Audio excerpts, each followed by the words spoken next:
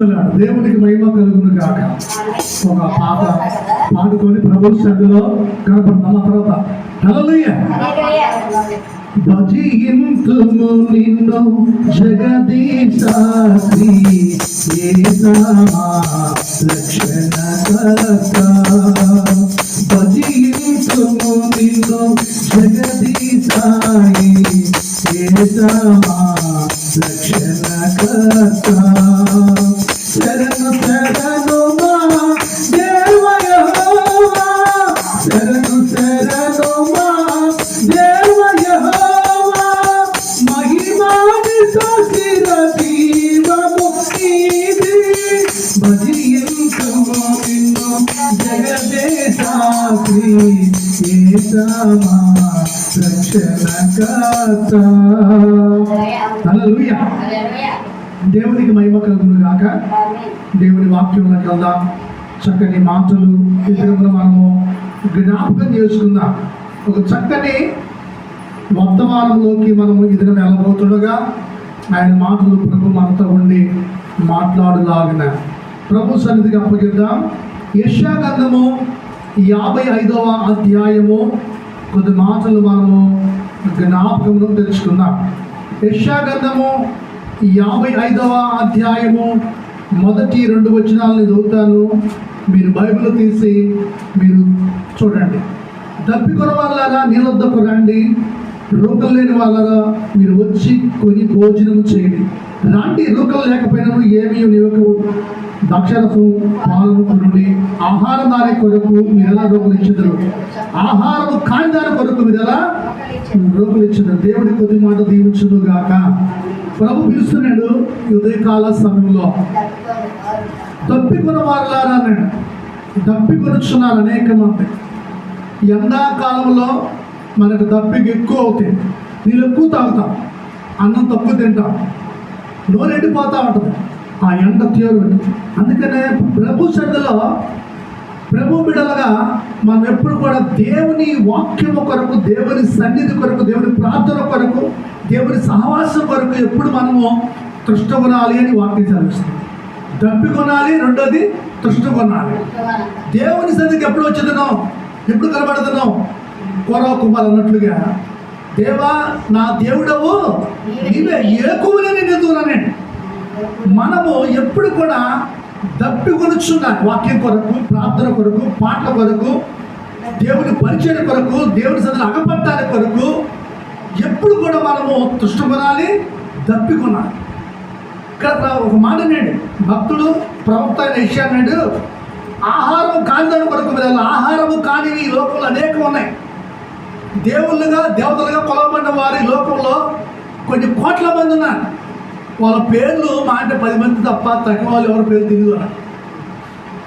మనకు తెలిసింది ఒక్కడే, దేవుడు ఒక్కడే, ఆయన యేసు ప్రభువుని మనం ఆరాధన చేస్తున్నాం. ఆయన నేడు రండి నా దగ్గరకు వచ్చి, రోకలు లేకపోయినా అంటే రోకలంటే ధనము లేకపోయినా మీరు వచ్చి ఉచితంగా పరలోకానికి వారసులు కాదు.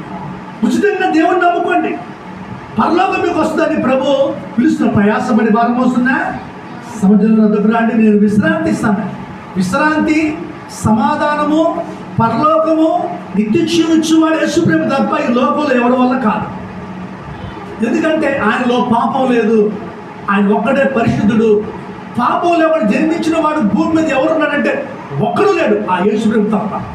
ఆయన నేడు నేను మాత్రమే ఈ లోకానికి మార్గము, సత్యము, జీవము.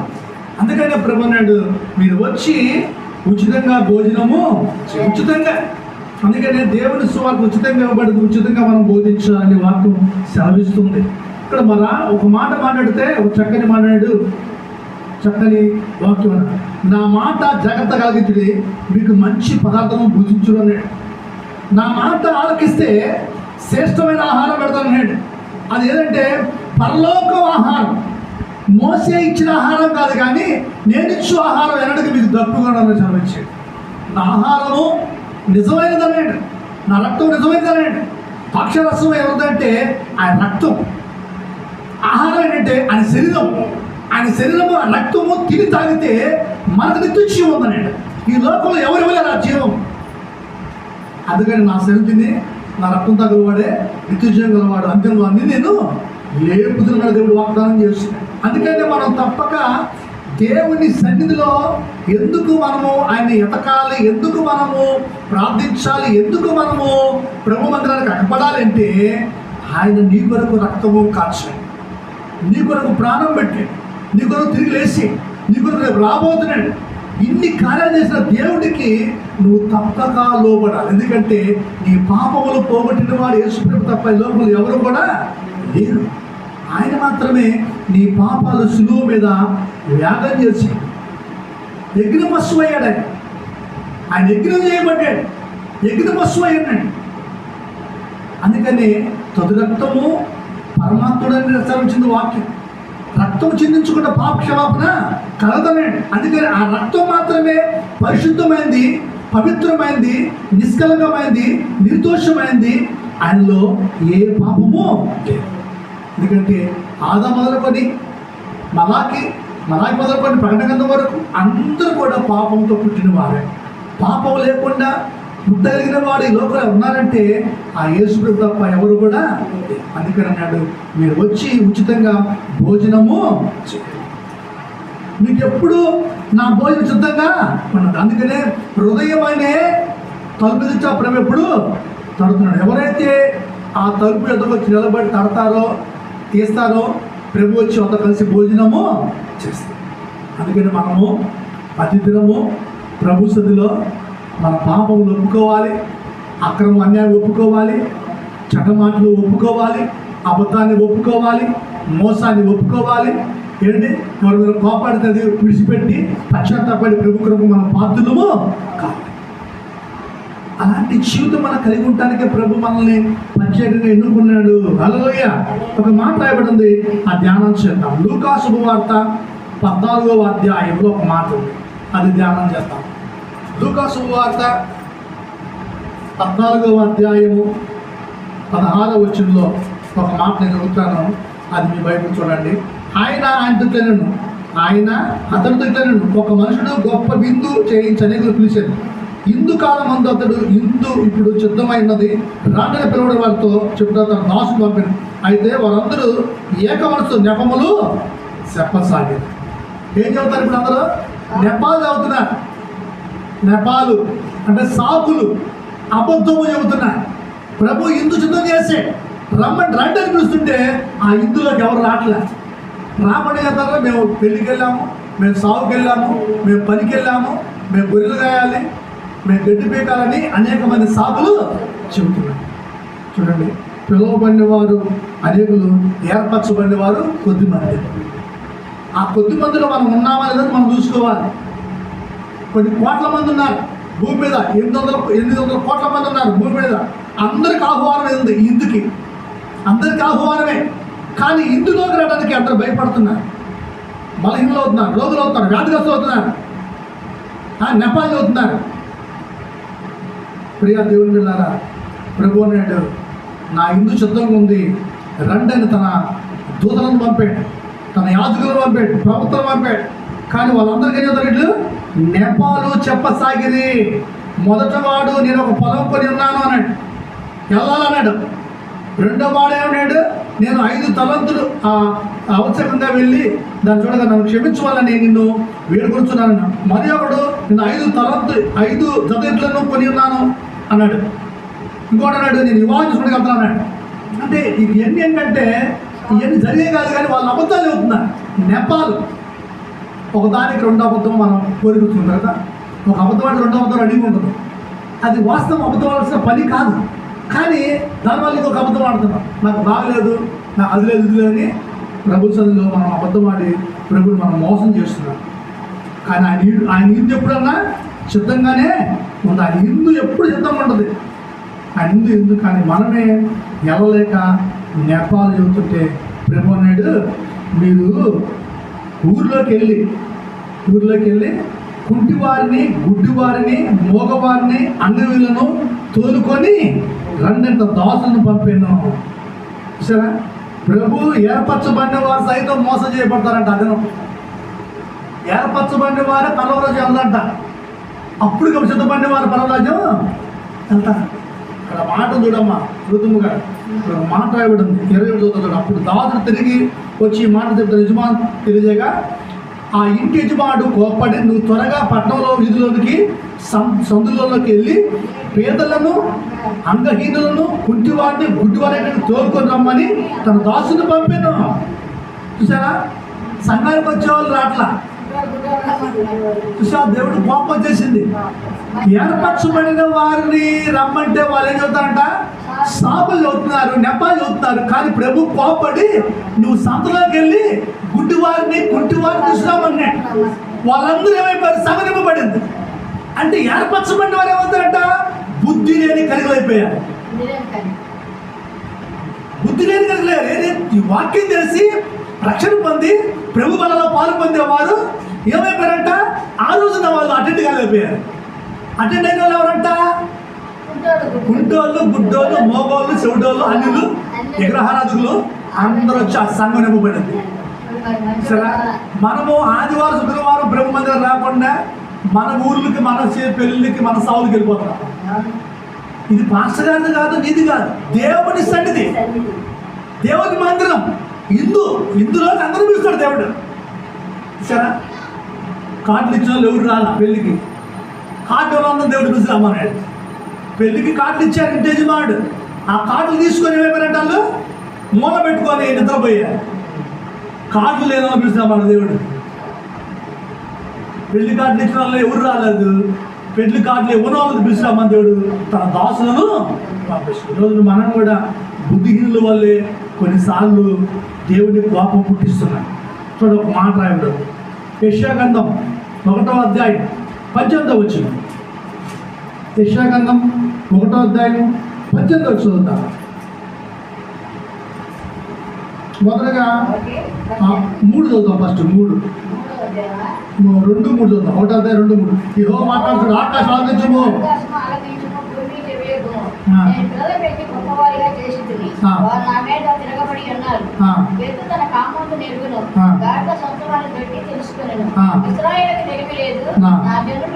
చాలు.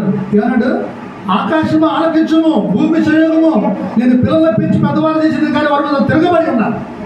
వాళ్ళ కొరకు నేను ప్రాణం పెట్టాను, రక్తం కాచాను, కానీ వాళ్ళు ఏం చేయాలంట? నా మీద తిరగబడ్డారు. ఈరోజు సాగుబడి తిరగబడతారు చాలా మంది విశ్వాసులు. అంతే కదా, సాగుబడి తిరగబడతారు. మా ఇంటికి రావట్లేదు, మా ఇంటికి వెళ్ళి వాళ్ళ ఇంటికి వెళ్తాను, ఇంటికి రావట్లేదు. ఇప్పుడు ఎవరింటికి ఫోన్ చెప్పి పిలుస్తూ ఇంటికి వెళ్తాను, అందరింటికి ఎలా వెళ్తాను? ఒక నోట పోయి పిలిచింది, అయ్యా మా కొడుకు బాగా ప్రార్థన చేయ, గురువారం ప్రార్థన పెడతాను, గురువారం 101 పిలిచారు. పిలిస్తే వాళ్ళు ఫోన్ చేసి పిలిచారు, నువ్వు పిలవట్లేదు నన్ను. అందుకని ఇక్కడ అంటాడు, ఒక మాట అంటాడు, ఎద్దు తన కామందు ఎరుగును కానీ గాడి సొంత మంది తోటి, ఎద్దు తన కామందు ఎరుగుతుంది, గాడి సొంత మంది తెలుసుకుంది. కానీ విశ్వాసానికి సంఘం బుద్ధి అట్లా ఎద్దుతో గాడితో తడిపలిసాడు మనల్ని. ఎద్దు కామం కలిగింది, గాడితో సొంత మంది తెలిసింది. కానీ విశ్వాసులకు సంఘము సావుడంటే భయము లేదు. చూడండి, అందుకంటాడు నిజంగా ప్రియ దేవుని బిడ్డలు అంటాడు, చక్కని మాట్లాడతాడు. రాండి అంటాడు. 18 వచ్చింది. యెహోవా ఈ మాట చదివించినాడు, రాండి మన వివాదం తీర్చుకుందాము, మీ పాపం రక్తం వల్ల అయ్యం వల్లే చల్లబడున్నాడు. ఏంటి ఏమన్నాడు దేవుడు? రాండి మన వివాదము ఎక్కడ రావాలి? దేవుని మందిరానికి రావాలి. వివాదం చేయాలంటే ఎక్కడికి వెళ్ళా ఉపయోగం లేదు. ఈ వివాదం దేవునికి సంబంధించింది, ఈ వివాహం దేవునికి సంబంధించింది, ఈ ఇందు దేవునికి సంబంధించింది. ఇది దేవుని పిల్లలు దేవుడు తెలుసుకోవాలి. సంఘంలోకి వచ్చి నువ్వు తెలుసుకోవాలి, నీ పాపాలు ఒప్పుకోవాలి, పశ్చాత్తపడాలి. అది ఇవ్వ వల్లే తెల్లగా దేవుడు చేస్తాడు. ఎద్దు తన కామం తిరుగుతుంది, గాడి సొంత తిరుగుతుంది, కానీ తన ప్రజలు నా మీద తిరగబడి ఉన్నారంటే పాపిష్టి జన్మ అన్నాడు దేవుడు. ఎవరో ప్రవక్త అన్నాడు, పాపిష్టి జన్మ, పాపిష్టి జన్మ అంట. మనం దోషభరితమైన ప్రజలారా అంటాడు, దుష్ట సంతానం అంటాడు. బా మాట చూడండి ఎంత బాగున్నాయో. చెరుపు చేయ పిల్లలారా మీకు క్షమ. వచ్చేవాళ్ళు చెడగొట్టే ఉన్నారు సంఘంలో చాలా మంది. వచ్చేవాళ్ళు కూడా చెడగొట్టే వాళ్ళు ఉన్నారు. వచ్చేవాళ్ళు కూడా చెడగొట్టే చాలా మంది ఆగిపోయారు కదా. మన సంఘానికి వచ్చేవాళ్ళు ఆగిపోయారు, వాళ్ళు చెడిపోతున్నారు. చెడగొట్టే కూడా వాళ్ళే సత్యం వైపు తెలియక, సత్యం అనే సంఘాలు కలక బ్రహ్మపత్య సంఘాలకు వెళ్తూ గద్దించే సంఘాలకు వెళ్ళకుండా సంతోషపెట్టే సంఘాలకు వెళ్తారు ఎక్కువ మంది. చూడండి, నిజంగా ప్రభు అన్నాడు, దుష్ట సంతానమా, చెరుపు చేయి పిల్లలారా, ఇది తన కామను ఎరుగును, గాడిద సొంత మాతో తెలుసుకుని అన్నాడు. అందుకనే రండి మన వివాదము తీర్చుకుందాము. ఎక్కడికెళ్ళాలి మనము? దేవుని మందిరానికి వచ్చి ప్రభువుతో అనగా మీ వివాదం ఏంటో అక్కడ పెట్టి ఆయన అడిగి దానికి సమాధానం దేవుడిని ఎదిగితే దేవుడు తప్పక ఆ సమాధానం నీకు దయచేస్తాడు. మరి నీ నా జీవితాలు ఎక్కడో ప్రభు సన్నిధిలో నిర్లక్ష్యముగా ఉంటే, నెపములు చెప్పగలిగితే మనము ఏమైపోతూ ఉంటా? బుద్ధిహీనుల వల్లే గుమ్మం ఎదుట ఉండి తలుపు తట్టిన ఆ తలుపు దేవుడు, బుద్ధి కలిగిన కణికల వల్లే వివాదం తీర్చుకొని మనము లోపలికి వచ్చి భోజనము ప్రభు అన్నాడు, ఏర్పరచబడిన వారు రావట్లేదు. చూసారా? ఏర్పరచబడిన వారు రావట్లేదు, నెపాలు చెబుతున్నారు, సాకులు చెబుతున్నారు. ఎందుకంటే మనం దేవుని సన్నిధిలో తప్పక మనము ఒప్పుకొని పశ్చాత్తాపడి ప్రభు మనము పాత్రలు దేవుడి కొద్ది మాటలు దీవించుగాక.